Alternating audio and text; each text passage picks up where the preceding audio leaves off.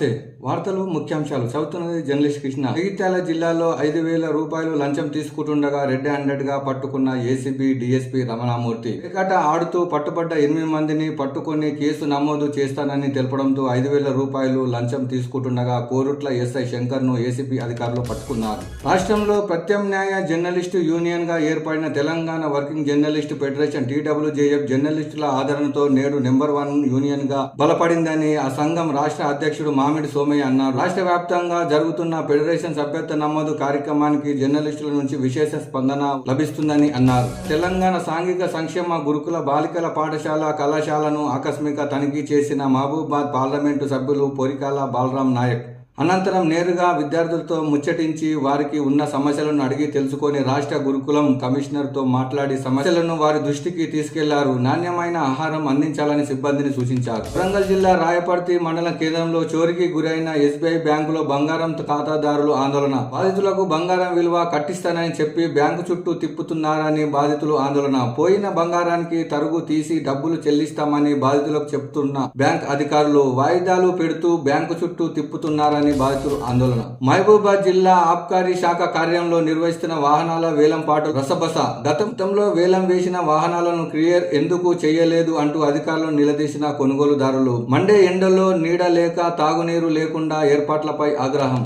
ఎమ్మెల్యేకు సైబర్ నేరగాళ్లు nude call బరితెగించిన సైబర్ నేరగాళ్లు నకరేకల్ ఎమ్మెల్యే వేముల వీరేశంకు న్యూడ్ కాల్ చేశారు. క్షణాల పాటు దాన్ని స్క్రీన్ రికార్డు చేసి ఆయనకే పంపి డబ్బులు డిమాండ్ చేశారు. ఆయన స్పందించకపోవడంతో ఆ వీడియోను కొందరు కాంగ్రెస్ నేతలు అభిమానులకు పంపారు. దీంతో నిందితులను గుర్తించి కఠిన చర్యలు తీసుకోవాలని పోలీస్ శాఖకు ఎమ్మెల్యే ఫిర్యాదు చేశారు. 7 ప్రభుత్వ సంస్థల్లో ఎగ్జిక్యూటివ్ ట్రైనింగ్ ఉద్యోగాలు. మొత్తం ఖాళీలు 73. వేతనం 60,000 నుంచి 1,80,000. దరఖాస్తు చివరి తేదీ ఏప్రిల్ 18.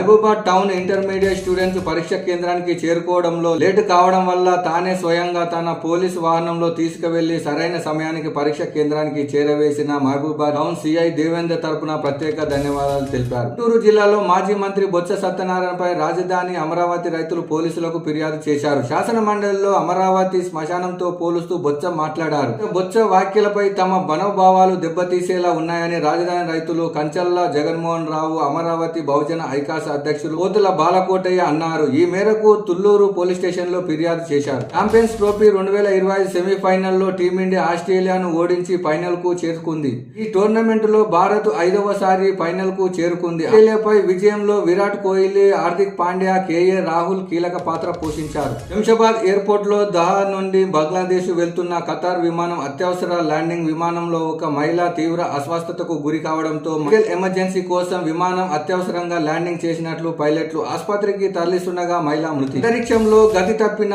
ఓ గ్రహశకలం మొన్నటి వరకు భూమండలాన్ని వణికించింది, భయాందోళనలకు గురి చేసింది. 2032లో భూమిని ఢీకొట్టడానికి అవకాశాలు ఉన్నాయంటూ అమెరికా అంతరిక్ష పరిశోధన సంస్థ నాసా ఇచ్చిన స్టేట్మెంట్ దీనికి ప్రధాన కారణం.